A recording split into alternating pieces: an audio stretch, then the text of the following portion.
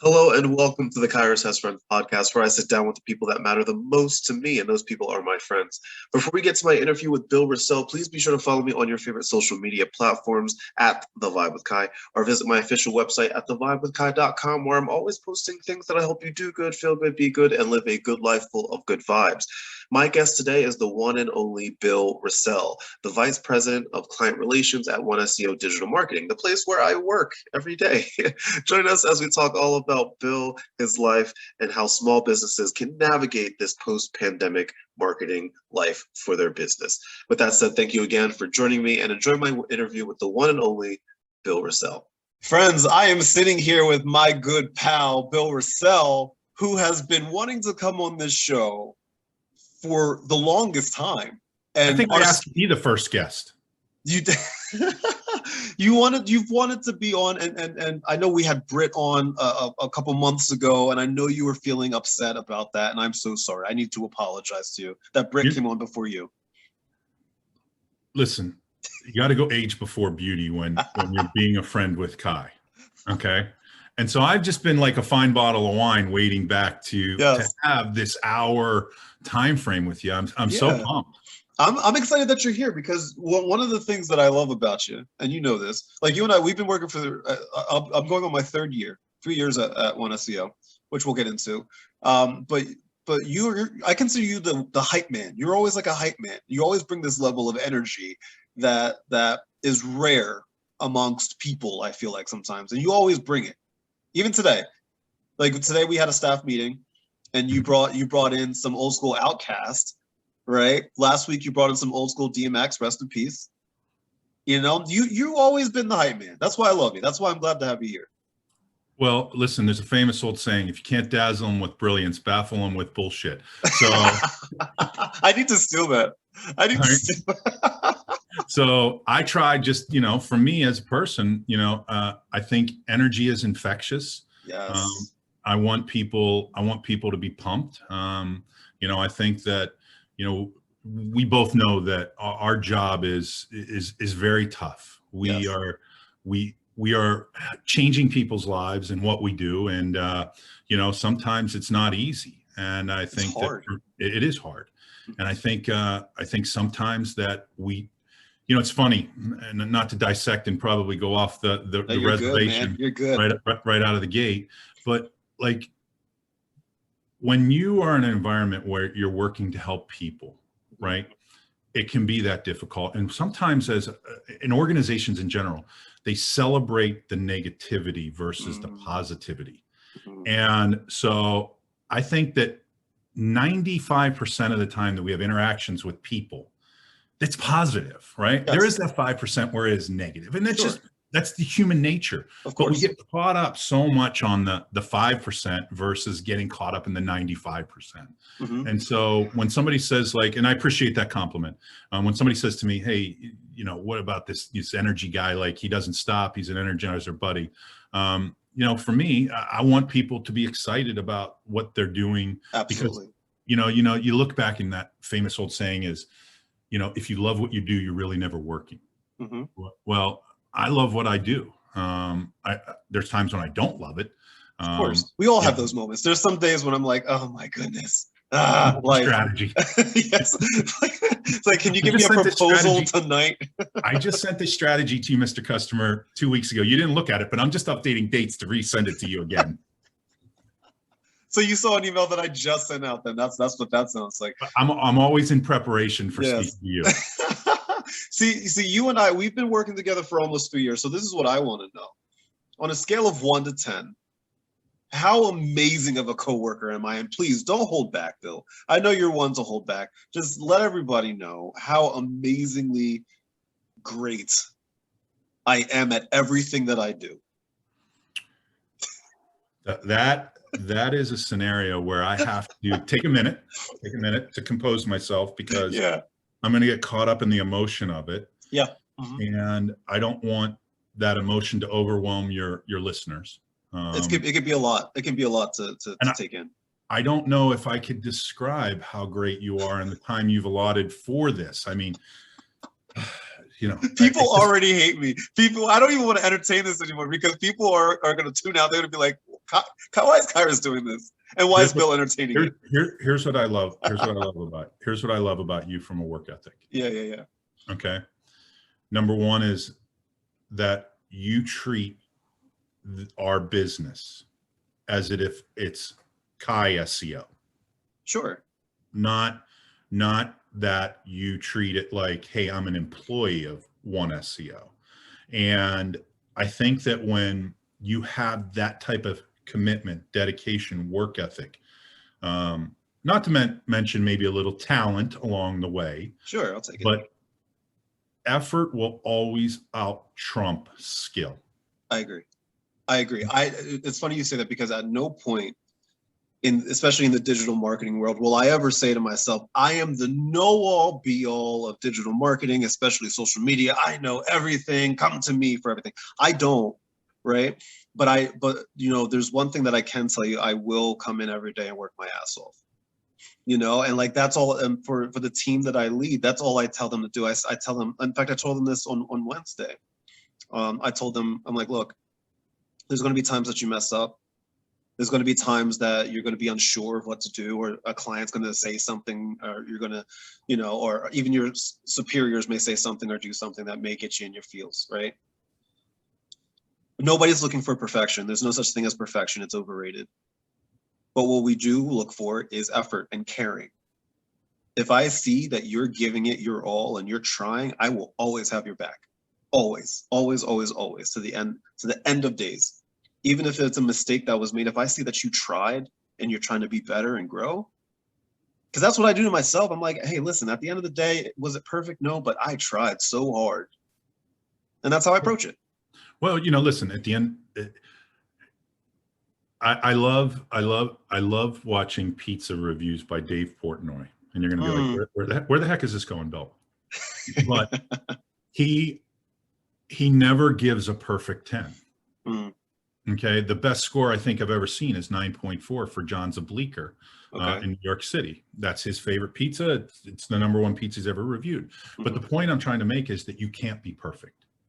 You hope and strive for every interaction to be that interaction. But there's just so many things coming at us. And absolutely. Personally, professionally, and I think that accountability to when you aren't perfect is the thing that sets people apart. And I think that, to give you one more accolade, and I don't know if we can continue to give accolades. My head is not going to be able to fit in my hat by the end of this meeting.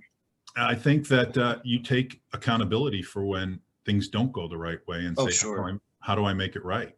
I just did that, and I talked about it today on a call. Somebody managed up on me and said, hey, can you tell me about what your thoughts are on this? And I was wrong, and it wasn't anything wrong. It took me too long to do something, right? And it ended up hurting a client because of my failure. However, the point is that I said to the employee, I appreciate you bringing it to me. I appreciate you caring. Okay.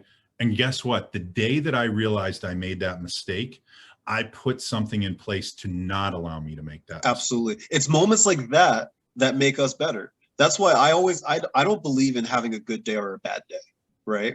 Like, my thing is like, okay, maybe today wasn't your favorite, but what was it about today that made it not your favorite? What lesson can you take from it? What can you do to grow from there? And even good days, I think it's just as important for people to understand why they had a bad day as it is to why they had a good day. Why did you have a good day today? Why did that strategy that you made, why did that PPC, strategy that you put together, what made it work? What made your bosses happy with you, or your coworkers? Like, what did you do? And if you understand that, you can apply that to the future. That's why I never believe in good days and bad days. It's just a day, and you take what you can from that day. That's how I approach it. You know what I'm saying? What's interesting is that I have started to incorporate, as you kind of illustrated, and I know you're a huge fan of music. I am. And I know that your favorite movie as of recently is Soul. That's my favorite. It's my favorite Pixar animated movie. Yes. Right. Yeah. And so I have been trying to say music makes people happy. And so that's why I've been incorporating, because sometimes, getting on these Zooms and trainings, it's like, okay, all day, every day. Yeah. you see people turning off their camera, it becomes impersonal. You've seen enough YouTube videos that are out there where people have actually gone to the bathroom, but left the Zoom on. Oh my God, yes. It happened to me. I blew my nose the other day on a staff huddle. I totally forgot to turn off my microphone, to mute myself, and I totally screwed. I'm like, I'm sorry guys, I had to blow my nose. So I'm now at the point where I'm like, how do we make these sedimentary conversations that we need to have? You need to have training. How do we make it fun? How do we make it exciting? How do we say, let's do something different?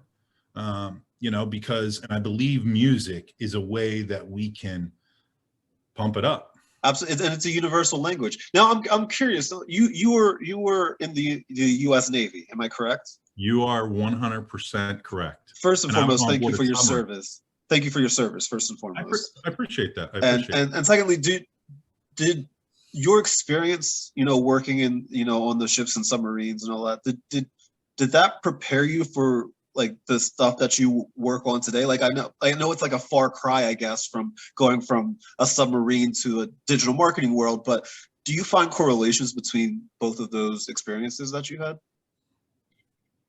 What a phenomenal question, and you're going to be shocked by my answer. Okay. From what I do daily, absolutely no correlation whatsoever. Sure. When I came out of the Navy, I didn't know what to do. If I could go back 25 years, I'd be an HVAC salesperson because I'd be a bajillionaire by now. Yeah. Right. But never too late, Bill. I know. I didn't know what to do.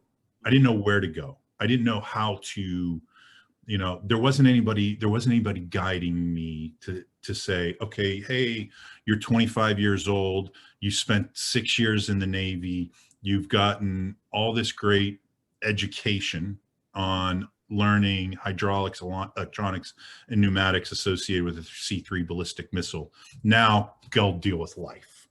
Right. Okay.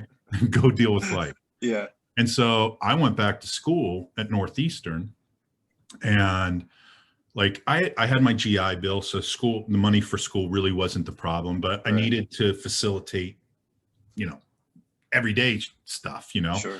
Going out, hanging out. And first of all, being 25 years old and living in Boston, single guy, great place to be. Living it up, right? Living it up. And happened to be out rollerblading one day, and I rollerbladed past this bar, and there was a guy sitting out front. And I had no friends. I mean, zero friends when I moved to Boston. Sure. And he said, I stopped to just have a drink of water right by the bar. And he said, hey, what's going on? And I said, nothing. What's going on with you? And he said, I'm not the smallest guy in the room. So he says, hey, you looking for a job? And I was like, does it have looking for a job on my forehead? I mean, well, you still have your rollerblades. I have my rollerblades on. I have my rollerblades on. And I'm like, all right, this is a unique job interview. I'm going down here right now. Right. He goes, look, I'm looking for some doormen. Would you want to work here? And I'm like, it's not like I'm doing anything on a Friday night. Being a doorman at this hot little bar sounds like a good plan. And so what the military, and this is where this is going, where the military taught me was how to interact with people. On a submarine, you're like, picture rolling into one SEO with all 75 employees and never leaving. There's no way. I love everybody at my job, but good Lord, there is no way. You would sleep there, you would work out there, you would eat there, and you would do your work there. Okay. No. That's what it's like. The answer is no. So that's what it's like in a submarine. So and let me just put one thing further. It's one half of the size of the office that you do all this in. Then it's an absolute no. No way. So you have very close quarters with very different people that you have to learn how to interact with them. And that interpersonal skill of understanding whether you're dealing with my best friend on the boat who came from Ringwood, New Jersey, okay, as well as my next best friend who came from the inner city of the lower Ninth Parish in New Orleans. Right. That it didn't make a difference. And I was telling this to somebody this morning. I was telling it to Lance, actually. Yeah. When you are put in a situation that it's life or death, okay, and not that like you go on in the submarine I was on, we just went out and we went around in circles waiting for World War III to happen. Right. We knew it's never going to happen, but we're out there waiting for it. Just in case, yeah. But when I mean life and death, we had a fire on board the submarine, okay, at 150 feet beneath the surface. Good Lord. And you're fighting that fire, which it's pitch black. You can't see anything other than the flames, okay? And the guy next to you, right? It doesn't make a difference whether he's white, African-American, Chinese. Like, we got to get the freaking fire out. Right, of course. Okay, it is a life or death situation. And so what it taught me was how to have interpersonal skills to be able to, no matter what person I was dealing with in life, I could talk to him. I could talk to a lawyer. I could talk to a doctor. I could talk to a dentist. I could talk to, we had WrestleMania conversations. We did. We did. On who the greatest heel was of all time. Yes. Like, that's not normal conversation, other than the fact is that you have the ability to gel with one another. Right. So if you didn't think I just gave you one more of your attributes, and my subtle way of answering your original question of what makes Kai at work, it's and I'm going to probably do that through the rest of this interview. It's like you owe me money and you have to say it or something, you know. This episode is sponsored by Bang. You know, what's funny is that I've heard you on calls with people, so I can personally attest to everything that you're saying in regards to this. And for those of you that don't know, if you haven't caught on already, Bill and I work together at a company called One SEO Digital Marketing, which is one of the largest digital marketing firms. I want to say in the country, but is it fair to say in the country? We're in the top 3% of all agents in the country based on size and revenue. Exactly. So we're pretty legit, like, where we work, and we work with so many different industries and people and small businesses and large businesses. Like, we get a little bit of everything that comes through our walls. And I've seen you talk to a lot of these people. And I'm curious, like, over the past year, obviously, I'm not sure if you heard or not, but there was a pandemic. And a lot of things were shut down. I don't know if you heard. I live under a rock. So I was curious, because you since you talk to so many different, especially like small business owners and all of that. What has it been like for small business owners during this time period? Have you been sensing fear, optimism, hope? Like, what has been the general consensus? You know, I guess let's just narrow it down to, like, I guess the last couple of months as we head into 2021. What has the genuine feel been like? Well, first of all, I would have never known what a SARMS was. Same. Same. All right. I would have never known what that was if it wasn't for this job. Okay. As well as what a heat pump condenser, you know, I wouldn't have known any of that. So there is a wide range of, and that's a big shout out to you, Nick. I'm not sure if you're watching this, but man. You know, I think it's a very crazy time for our country. You know, and I don't ever like to take a side of the fence, left or right. You know, I think there is an uncertainty. You know, I think that as a country, right? And I don't know if did you hear the interview with Barkley the other day? Which one? When he talked about politicians and how politicians love pushing people apart. Yes, I did. I saw the clip. Yes. Mm-hmm. Okay. And whether you like Chuck or not, Chuck speaks from the heart. He does. Okay. You always know how he's really feeling. 100%. Yes. Okay. And like, my heart was broken when I saw, when I saw the lieutenant colonel in Virginia, okay, who got pepper sprayed in his car. Yes. Okay. because his windows were tinted, Yes. and somebody didn't see where he was, that could have been some guy I was serving with. Yes. That, like, I'm laying my life down and some idiot wants to embark his might because he has a badge on somebody. Now, am I saying that every person that gets pulled over deserves that? No, nobody deserves that. Right. Okay. Are there times when, there are times that you have to have, like, listen, if somebody ever inflicted pain on my wife or my daughter, you're going to see Mr. Bill Rossell go ape shit, not like putting out music. Of course. Okay. But to treat another human being like that, it makes me sick. Yeah. And so I think that when you ask about uncertainty, I think there's an uncertainty in our country today that is scared. It's scared that, I can't even sometimes, and I'm a pretty good wordsmith. I mean, you've seen me. Absolutely. I get so enraged in what I watch is happening. And I think that, do I think looting a freaking Dollar Tree in a minority owned business, in a minority owned, section of a city is right? No, I don't think that's right. Right. But I don't think pepper spraying a guy because he's got tinted windows is right. Absolutely. And I think that our country is a ticking time bomb at times. And I think businesses are somewhat concerned about that.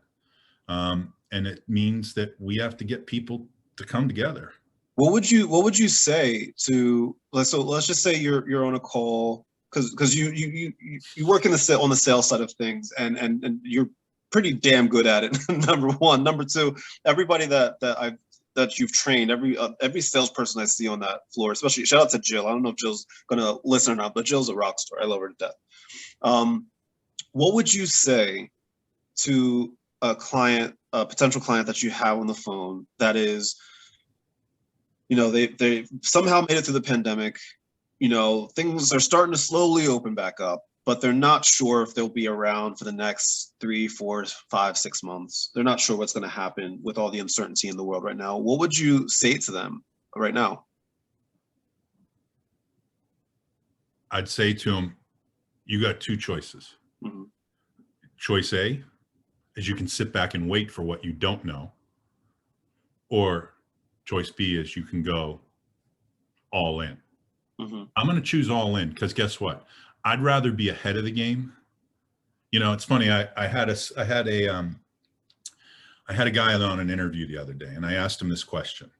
And the question was, if you could take a $300 sale today or a $600 sale tomorrow, right?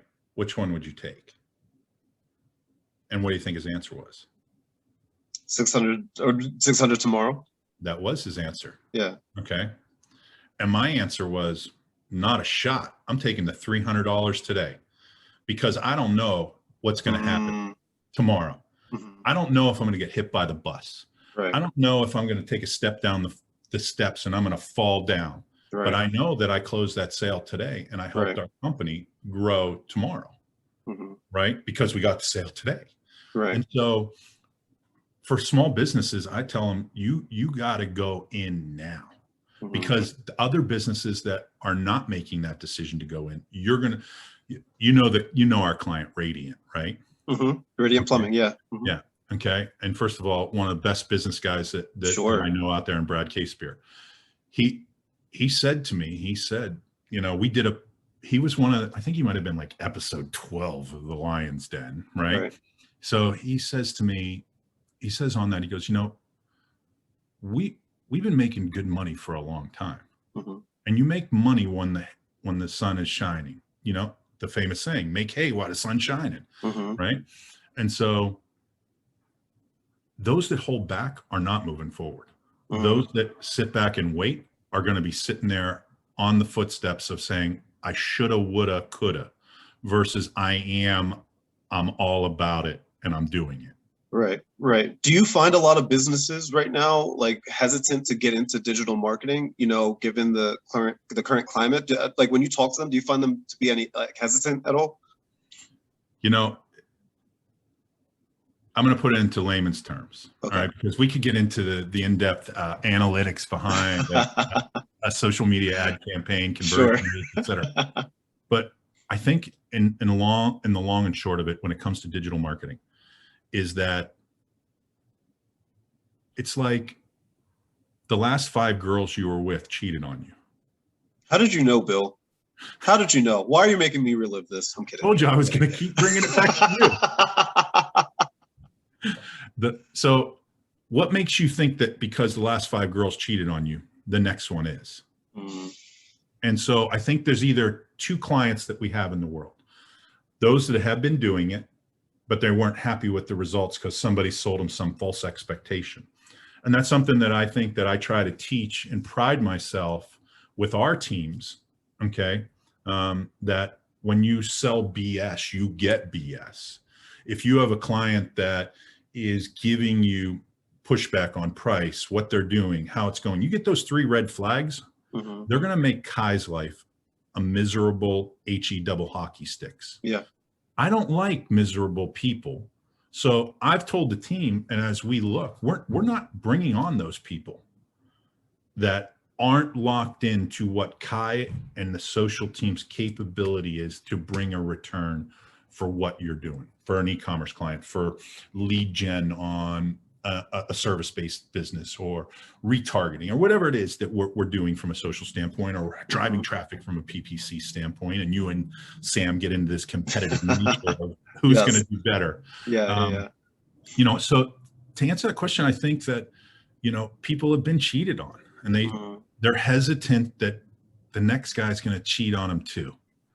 And it's our job to utilize the success stories that your team brings, and that, Anthony Kane brings, and that these different members, BJ, and you can go Caitlin Brooks or Sam, you can go down the line, any one of the team that I always like to say that you report to. All right. I report to the sales team. Yep. Because I only influence really 4 people. They influence 450. Absolutely. Yep. So I very much look at it as a reverse pyramid, as far as the way that we kind of illustrate how we should go, and utilizing situational leadership. Their influence is far greater than mine. So, I know I kind of went off on the reservation. No, it's perfect. It's perfect. Yeah. I've always been curious, because I can't, you're probably going to laugh at me. You're probably going to disagree or something like that. I can't do sales. I've tried it before. I'm really bad at it. I get nervous. I get in my head. I start overthinking. I'm the kind of person, like, when I go to the grocery store, Bill, and this may surprise you, when I go to the grocery store or some sort of store that has a self-checkout, it is self-checkout for me. I don't want to talk to somebody if I don't have to. That's me. See, now there's where you're wrong, because that's where you're wrong. Okay. And I'm going to tell you why you're wrong. Yeah. You're selling every day. Well, yes. Okay? True. You're selling the people that you direct in a production, that your direction is the direction the place should go. Yes. You sell them. Yeah. There's no monetary value to that sale. Right. It's an emotional sale. Yes, correct. Okay. You sell our clients on why you did a good job for them. Right. There's no monetary value. I think, unfortunately, these puppies have made it easy for us to not feel good about it. I mean, think about it. How easy. And I'm putting it out there. Yeah. Netflix and chill. Yes. You got to go to a bar and sell yourself to a girl anymore? You can right swipe and Netflix and chill. Yes. You literally just described my last 3 relationships. So think about it. If we all went back to old school, you had to go into a bar, right? Meet somebody, have a conversation. What? Yes, have a conversation. The art of communicating. Oh no! I always tell. I told my oldest son the other day. I said, we went out to breakfast, him and I. Yeah. And I said, if I was your age, I would be crushing life. Mm. Because, and it goes back to interpersonal skills. How do you talk to people? Right. How do you know how to communicate? Can you read somebody inside of 30 seconds? And that's where the restaurant business really, truly helped me. Can you read somebody inside of 30 seconds and say, I know what that kind of person is. They're a high I type of personality. I got to give them what they're wanting. Or they're going to be that high C where they're going to be, oh, hold on. Right. You know? Right. It's funny you say that, because like if I'm tall, like I can schmooze. Like I would be a perfect politician because I can schmooze like no other. Like I'll be good there. Almost like the perfect MC for a conference. Exactly. You listening, Lance? You hear that? But yeah, like I can definitely, because I talk in front of people all the time. Like I don't mind talking in front of people. I think it's the cold aspect of it, right? Because like you bring up the restaurant analogy, right? So like I worked in the restaurant industry for 7 years, right? So like that's easy for me. I can go up to the table, hey, what do you want? Shoot the shit, and then blah blah blah, right? But let's just say I had to go up to somebody that may or may not be hungry, and then I have to sell them a hot dog. That's what makes me nervous. Listen, it's the same aspect. Yeah, I guess. Everybody likes a hot dog. The question is, do you take yours with ketchup? Do you take yours with mustard and relish? Do you do ketchup, mustard, and relish? I'm a ketchup only. Yeah, same. Now, I don't know why that is. I don't know why somebody else wants mustard and relish, but guess what? They want the mustard and relish. But I can tell you, if we have a conversation, I'll bet they'll buy a hot dog from me. I know. That's because that's why you're you. I'll put together a social media campaign and get those people down the funnel, and then eventually buy the hot dog. It's a different process. Different process. What would you? So if somebody, like when somebody comes into the sales aspect of things, what's the like biggest mistake that you see them make just as a salesperson, like when they're first starting off? Is there like a common mistake that you see people make sometimes, like especially when they're like cold calling or talking to somebody for the first time? Yeah, I think there's two. Yeah. And I'm going to put it back to dating terms. Okay. I'm familiar. All right. Don't try to date a married woman. Because guess what? She's already married. Move on. Right? Find somebody that wants to be dated, right? Somebody that's in a position where they're not happy. Somebody that's in a position where they're looking. Okay. And so I think to answer that question, too many times we waste time trying to talk to the married person. True. Somebody that's involved in a process, somebody that's involved in a current company, working with another. Okay, great. Are you happy with your current provider? Yes, no, maybe so. It's that simple. And if they say yes, all right, well, I just wanted to give you a quick introduction to who we are and what we do and move on. The second thing is that I think we as salespeople, right?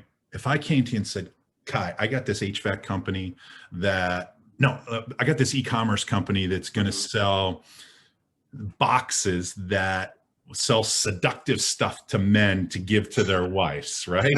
Yes. You might be familiar with that, right? Yes, a little bit. I told you, Fred, people listening, we have clients all over the board. So yeah, this is all real stuff. All right. This is not made up.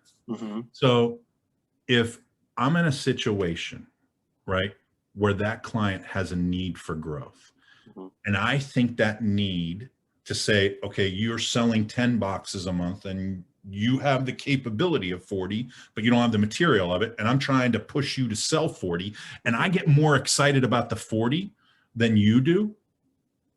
It's off. Meaning sometimes sales reps are like, oh my God, I got this guy. I can sell him unbelievable amounts of advertising. Well, he doesn't really want unbelievable amounts of advertising. And so no matter what I want, it has to be what they want. It has to be what that client needs and what their growth is all about, you know? And I get people, like sometimes you'll get people that'll come to you and they'll be like, yeah, so right now I'm currently doing 1.4 million and next year I want to do 7. Like, hold on, I have questions. Okay. And I'm like, listen, I appreciate your ambitious nature. Yeah. All right. However, there's not a shot in the world that you could do $7 million in revenue. I don't care if you inherited Brewster's Millions. Okay. You're not going to be able to sell $7 million because you don't have the infrastructure. You don't have the plan in place. You don't have the people in place. So let's back it down and get a more realistic number. Like, okay, let's go to 1.8. Let's grow 30%, you know? And so many times I see like, those are probably the biggest mistakes. And then a rep will be like, oh my God, I got this guy that wants to buy $7 million worth of advertising next year. Let's go. And I'm like, let's like, hold on, pause. let's take a look at this. Listen, Kai's really good at building strategies, but he can't drive $7 million worth. Right. It's like, hold on, hold tight. Here's a question for you. Yeah, I'm ready. For you. Mm-hmm. So, you know, you talked about your work ethic, and you talked about, and you love how a sales guy's now flipping the script, and he's going to say, I'm going to interview you for the rest of the rest. I know, right? I'm ready. So when you look at why you love coming to work, because, you know, let's be 100% transparent. Mm-hmm. You could probably go elsewhere and make more money. Yes.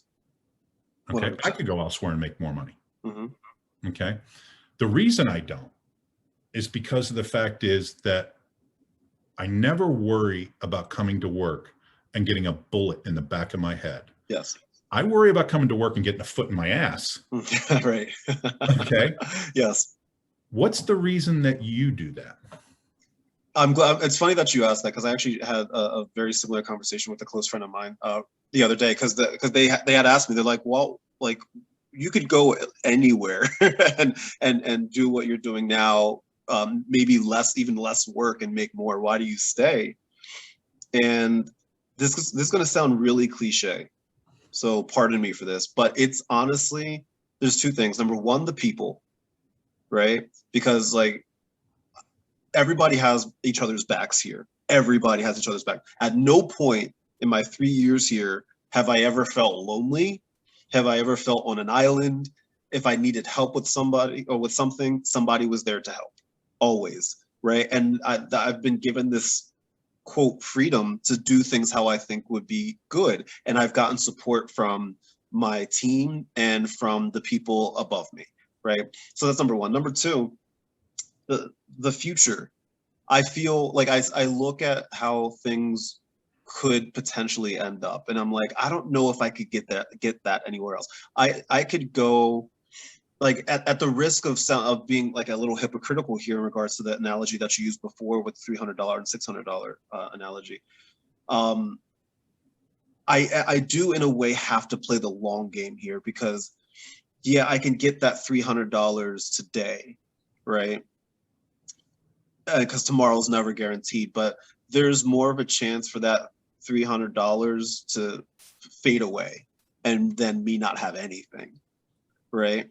So I'm okay with staying here and getting that $700 or that $600 because I believe in where this company is headed. I believe in Lance. I believe in you, CJ, Jolynn, Anthony, BJ, like all of these people. I've seen the possibility, and I feel confident. And also, like, this place has given me the opportunity to just be me, right? I'm able to, you know, do podcasts like this and get supported by the upper brass. You know, I'm able to be me and do what I love and get support. CJ came out to see a show that I directed a couple years ago. You know, like she came out. You know, Jolynn has invited me over to play basketball, you know, with the kids. You know, don't mess with her on the court. Well, we all went outside and played wiffle ball the other day, which was a lot of fun in the middle of the workday, which is fun. But yeah, I mean, that's why I stay, Bill. You know, I believe in what's in store, and like this place has done a lot for me. You remember, I ruptured my Achilles back in 2018, right? And at that point I wasn't able to walk or drive, so I had to work from home before working from home was cool. Right? And CJ and Lance and my leader at the time, Bernie, allowed me the opportunity to do that with no questions asked. I said, I can't drive, I can't make it in. They're like, okay, bring your stuff home and work from home and just check in. And I was like, thank God. At this point, I was still brand new. I don't know if you know this or not, but I ruptured my Achilles on my 90 day. So my insurance kicked in the day I ruptured my Achilles. Do you know why they did that? What? Success breeds autonomy. And the impact that you made in that first 90 days showed why, before it was cool to work from home, which quite frankly, I think that it's not cool to work from home. Momentum, energy. Sure. You know, like I don't know. Were you in the office on Tuesday or Wednesday? This week, yeah. Do you remember when Lance was screaming like of excitement in the middle of the floor? That happens almost every day, Bill. What are you talking about? But yes, like it was over the top. Okay. Sure. If you were working from home and we were on a Zoom, you would have never known how infectious that was of the reason why, because he's been working on this project of reporting. And yet we then had a client that we were pitching say, I love it. And so that type of momentum, people are probably like, oh shit, he's pissed about something. But it was so infectious to me because to be able to take something or to take something that you do, you know, or a site Chris Dennis puts together, or you know, Allison or the in-house team, right? You know, they set me up on a Zoom yesterday, like in the Lion's Den, and they made me actually look really good without any makeup. Like, don't undersell yourself, sir. No, I'm telling you, they like angles, lighting. Oh, it's all about the angle. You know, and so I felt like I was doing my own selfie up there on Zoom. You know, you got to keep it taut under here nowadays. But so I love it. So you know, there's just such a great energy when we're all together. I agree. And I miss it. But back to you, the reason why it was because of the success. And here I go. I'm wrapping it one more time into your original question. The success that you bring to an organization in that first 90 days, people are going to determine inside the first week how the effort that you put into any new job for your listeners is going to dictate how you can ultimately allow yourself to do certain things, to put yourself in a position. Now, I'm sure probably in today's world, we wouldn't even think about it. Comparative. They'd be like, all right, Kai's going to work from home for the next 90 days. Right. You know, later, we can monitor your shit. We can make sure you work. But back in the day, that was just like, Kai is working from home. Oh my goodness. Think about that. That was only 2.5 years ago. Yeah, man. 3 years ago. October 2018. And to think about where we as a society have gone, like you didn't have this cool fancy mic, you know? Not at all. Not at all. I didn't even have Zoom on my computer. I would have to call on my phone and on the meetings to listen in, and they would put me on speaker. I didn't have Zoom until March of last year. It's crazy. So as I told you, I'm flipping the script a little bit. Yeah. Okay. Rapid fire questions. And I have five. I have five rapid fire. Okay. Okay. All right. So are you ready? I am ready, sir. All right. Okay. My first question is, all right. My first question is, if you could have dinner with anybody, Barack Obama. Dead or alive, who are you having dinner with? Barack Obama. Barack Obama. I really thought the answer would be Bill Rossell. Well, we can always have dinner. We'll have dinner. Right. What would your opening question be to him? How did you do it? Okay. How 8 years of that? How did you do it? Honestly, he smoked a lot of butts. Yeah, right. But I guess when you come home at the end of the day and Michelle's your wife. Well, I mean, yeah, absolutely. I guess that made it a little bit easier. But I mean, if it had to be somebody that's no longer living, it would be Michael Jackson. I would love to just talk to him about just everything in his life, how he made that music, touring, just life. I would love to pick his brain, 100%. I like that. I like that. Mm-hmm. Next question. Yeah. Okay. Where would you go to dinner with Barack? Would it be steakhouse or Italian? I personally, I like, my favorite genre of food is Italian, so I would love that. But for President Obama, I think he and I would go to like a bar and watch a basketball game. That's what I would love to do. I'd just have a beer, sit at a table at like a booth, have the game on a TV, like across the room or whatever, and just like talk as we're watching the game. Eat some like chicken fingers or something, some chicken nuggies. All right. All right. When was the last time you put a tie on? Last time I put a tie on. Uh-huh. Oh boy. Oh, that's a great question. Because here's the thing. Even before quarantine, I wasn't ever big on ties.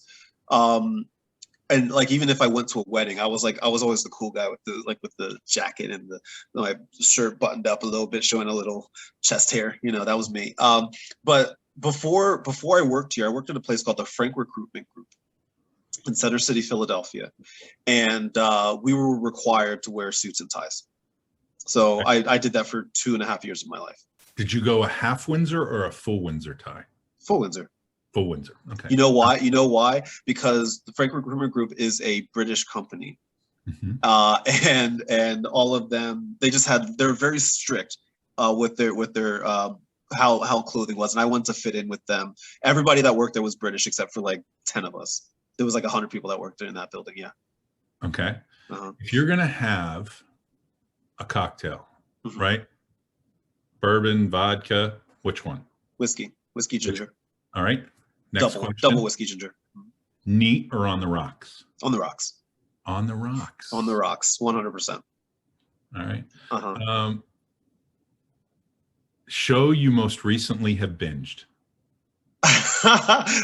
Okay, so this is easy because I'm binging one right now, and most of the people that listen to my podcast know that I am binging Gilmore Girls at the moment, because I've never watched Gilmore Girls in my life, and I am a 33-year-old black man watching it because TikTok told me to. The first thing I thought you said was Golden Girls. No, maybe that'll be next. I'll watch Golden Girls next, but Gilmore Girls is first. Do you know which one I'm starting to binge?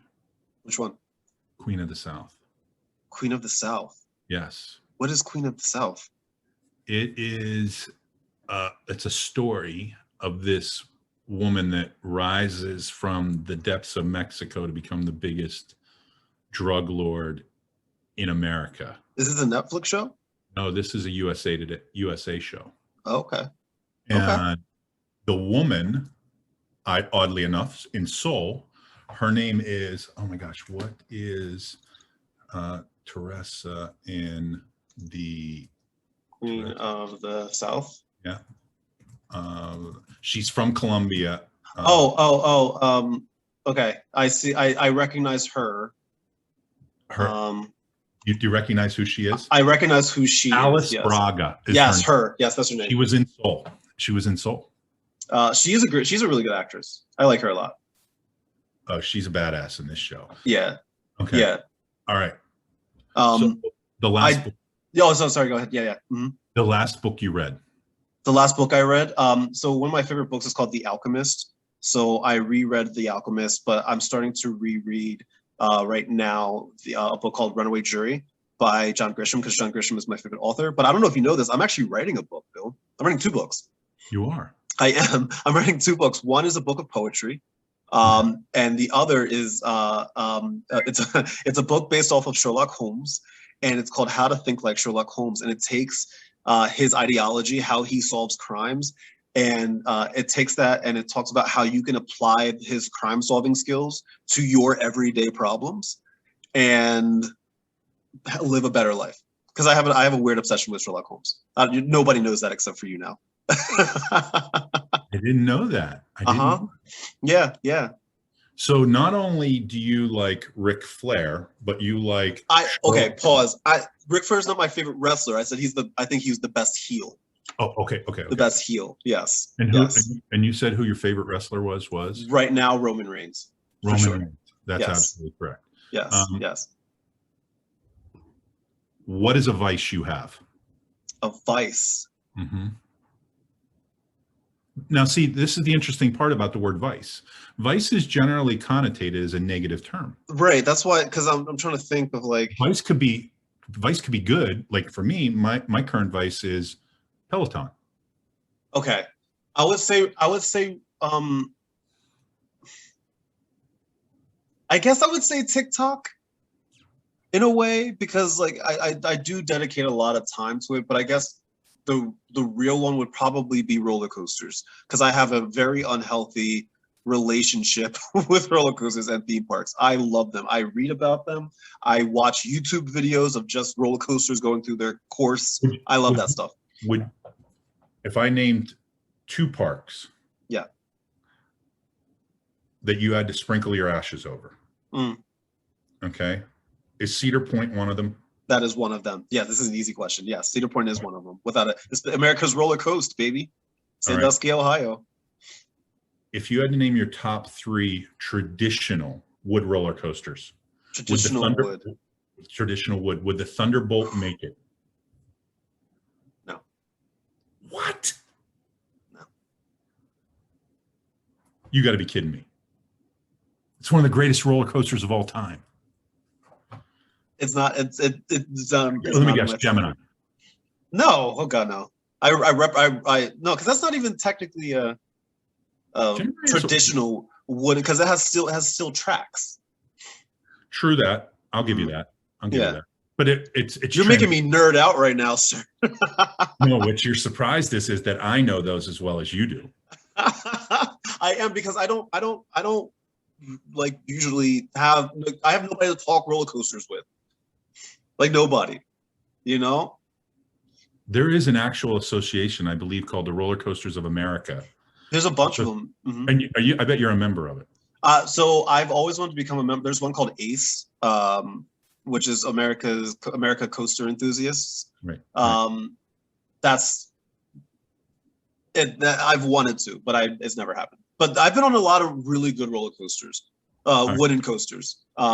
And that is not one of them, unfortunately. Here's my last question, because I know we're coming up on our time frame, and if we go over, yeah, it's okay. Well, I think I have a 1 o'clock, but you know, more important than that. So here's my question. Yeah. And I don't know if your listeners really truly know this. Okay, that you're a Cowboys fan.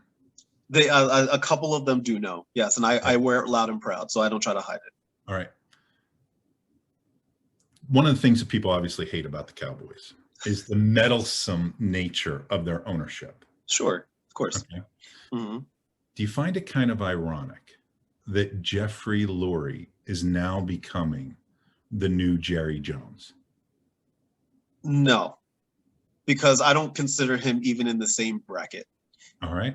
Now, when Jeff Lurie builds a monstrous attraction and becomes a personality, then maybe. Okay. And I would agree with that statement. Yeah. Okay. If you weren't a Cowboys fan, what team would you be a fan of? Eagles. Okay. But I can't stand and that's saying a lot, because I can't stand the Eagles. But if I wasn't a Cowboys fan, I would, because I'm Philly everything else. I'm Philly everything. You know how big of a Sixers fan I am. Like, I'm a huge Phillies fan. I do follow the Flyers. I love Philly everything except for football. So I would probably be an Eagles fan or a Giants fan. My dad is a Giants fan. Did that break his heart that you became a Cowboys fan? No, because actually in my household, I'm a Cowboys fan. Like when I was growing up, I was a Cowboys fan. My mom is a Cowboys fan. My sister, well, I guess my sister was a Cowboys fan, but she also rooted for the Washington football team, the Redskins, because she lived down in Maryland. And my dad is the Giants. So we had pretty much a lot of the NFC East in my house. Oh, and my nephew is an Eagles fan. So we pretty much had the whole NFC East in my house. So the thing I would share with you about the Cowboys, and you know that I'm a Steelers fan. You are a gigantic Steelers fan, yes. What happened this year, sir? What happened? We don't have to talk about it. I don't want to make you cry. Well, look, I have a bunch of beta tapes, beta VHS. And I was watching or looking at them the other day, and I'm like, why do I still keep these? And I decided that the reason I still keep these is it to remind me that the last time that the Cowboys won a Super Bowl. I should have saw that coming. Why didn't I see that coming? I should have saw that. As soon as you start, I'm like, oh, damn it. Listen, we're going to win the NFC East, and it's going to happen this year. Just wait. You heard it here first, ladies and gentlemen. I think that you would agree that nobody's ever flipped the script on Friends with Kai like I have today. One time. You're the second. Who did it? There was a person. Her name is Sandra Hazley. She works with. She's like a professional like speaker engager. So like she's very out there and like fun and all that. And she flipped this. She flipped the script and asked me questions, and I loved it. And I love this, and I love you, sir. Well, I've been waiting forever to get onto this show. I know, and you made it, and you're here, and I hope it was everything that you hoped for and more. No, I think that yes, in answer to the question, because I love having conversations with you. Yeah, man. Because it's genuine. It is. You know, when people are like, oh, you could spend an hour talking to them. No, I could go on for the next 2, 3, 4. Oh, sure. Because it's interpersonal skills, baby. I agree. You know, and I think that that's where we're very, very similar in nature. And, you know, I think every day that we have you as a part of, no, let me rephrase that. Every day that you're in my life is a day that I get to say, I'm a lucky dude. I appreciate that, man. Honestly, like you know what, you and I have always been mad cool, mad chill, you know, and this is only the beginning, my friend. Only the beginning. Thank you, Bang Energy Drink, for making this happen. Well, I tell you, it only took a pandemic to get on your show, but 1 year later, and he's finally on it. 1 year. Here's what I'm going to tell you. Yeah. When your TikTok followers go, up another 40,000 because I was on your show, and you crack 200, you get to put another post out. That's called the Bill Rossell bump. That's what that is. Listen, that's what that is. It's a boosted post, baby. It sure enough is. I love it. Bill, you are the man. I appreciate you more than you know. Friends, if you are interested in speaking with Bill, you can. I'm going to put his contact information down at the bottom of the screen, and also you can email him, talk to him if you're a business, you want to talk to him, if you want to, whatever you want to do. Bill loves talking to people, and you won't regret it. I promise you. Even though he's a Steelers fan, we'll let it slide this time.